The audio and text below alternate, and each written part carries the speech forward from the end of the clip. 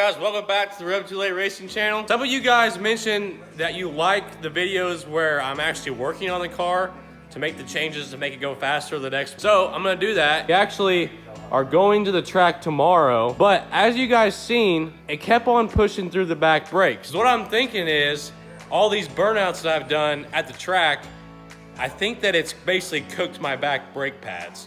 So what I'm gonna do is I'm gonna take them off, take some kind of like sanding paper or like just something aggressive and clean the brake pads off, and we'll put them back on there and we'll see what the trans brake will actually hold on the line. And then also, I tried making a video for you guys last weekend going to the track. I got off work early, I came out here and I put a flex fuel sensor so I could run E85. That was the plan.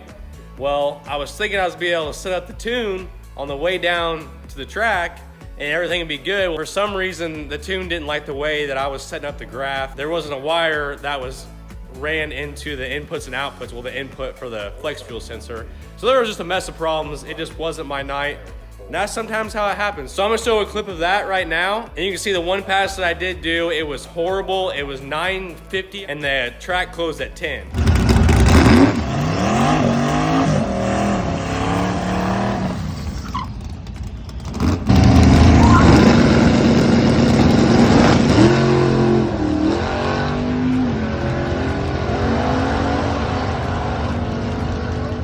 So yeah, that's how it played out. Wasn't good. So hopefully I'll go prepared this time and not have to scramble to get this thing on the trailer and on the way. We'll fix the brakes right now, and then I'm gonna do a quick run over the car, make sure everything else is good. All right, here's the moment of truth. I got the caliper loose. We're gonna pull this caliper off. All right guys, so here's the deal. I got them off, and you can see in the reflection of that, there's quite the glare. You come to this one and there's no glare on that one. I'm hoping that was the problem, that one was just glazed over. So I'm gonna do the same thing to that one. I might check the brake lines to see if there's any air in the lines.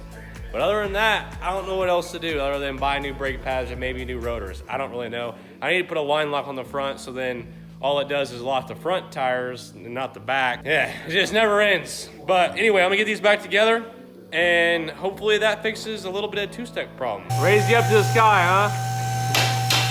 All right, I'm gonna raise her up. We're gonna bleed these brakes, make sure there isn't any air in the lines, which I'm kind of hoping that there is. Hopefully that was the problem why the brakes weren't working along with the brake pads being glazed. So I got my Propel bottle here, a little, some vacuum line for my wastegates coming off. I don't know how good this is gonna work, but we're gonna test it out. Hopefully we'll get this two-step up to about 3,500 on the track tomorrow, but we're gonna find out.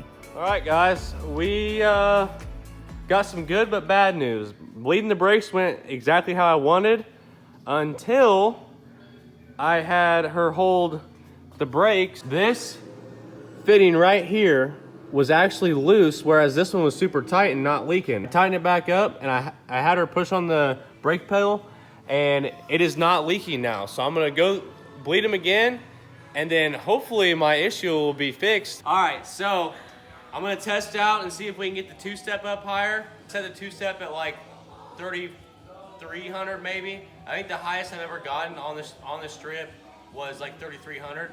So hopefully now with the brakes working right on the back, it'll be able to hold it a lot higher and we can get it to like 3,800 and then it'll really launch off the line good.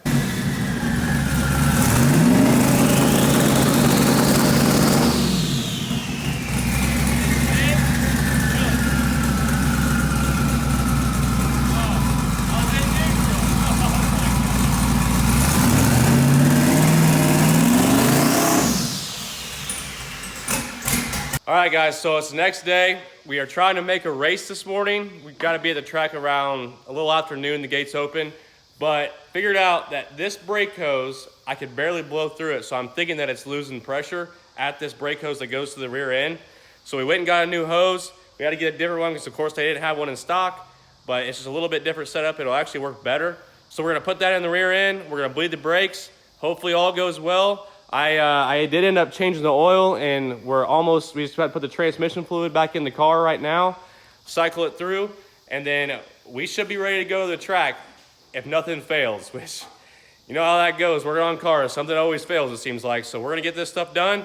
Hopefully we'll be loading on the trailer here in a couple of minutes, and we're heading to the track. All right, guys, so we're putting transmission fluid in there. I'm letting the rear calipers gravity bleed a little bit while we're doing that. I managed to lose the little snout that come with my transmission dipstick fill. I had to makeshift one. It's leaking a little bit, but it's going down in there, so I guess that's all that matters.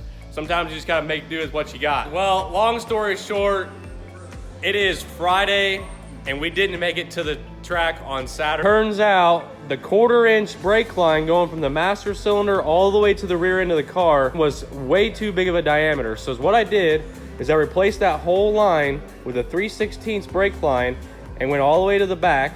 And then I ended up getting a smaller bore master cylinder. That is 1 1/8. Well, I ordered one that is 1 inch. It's in this box here. So we're gonna put that on. I'm gonna bleed the brakes and pray that the rear brakes actually hold. Then we can get this 2-step up higher than it's ever gone and hit that 5 at the track. We're gonna take this master cylinder off, and then I got the new one over here set up. I'm gonna bench bleed this one, and then we'll smack that thing on there, hook up the lines, and bleed these things out, and then hopefully we'll be ripping this thing in about an hour. So we got the brake lines all hooked up. I would say those look pretty decent for a rookie, but we're gonna put some more brake fluid in that master cylinder. Clint actually drained out my catch can, and it's got a little bit of funky stuff in there. It's like E85 and oil stew. Like E85.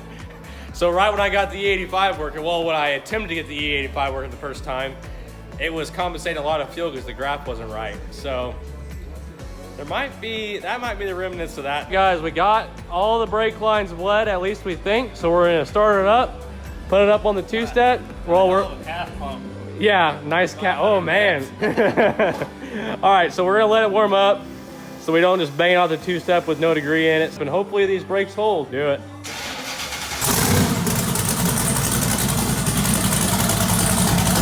Oh yeah.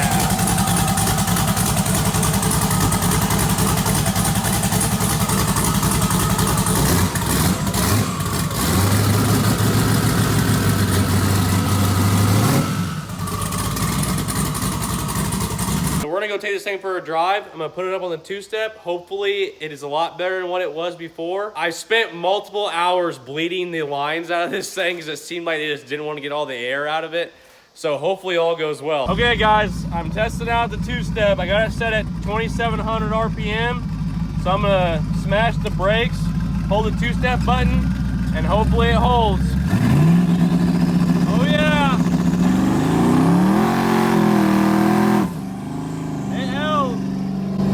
So that's good news. Usually it doesn't do that on no press. I try moving it up, but that is good news. All right, guys, we made it back to the shop. The brakes are definitely holding better than what they were before.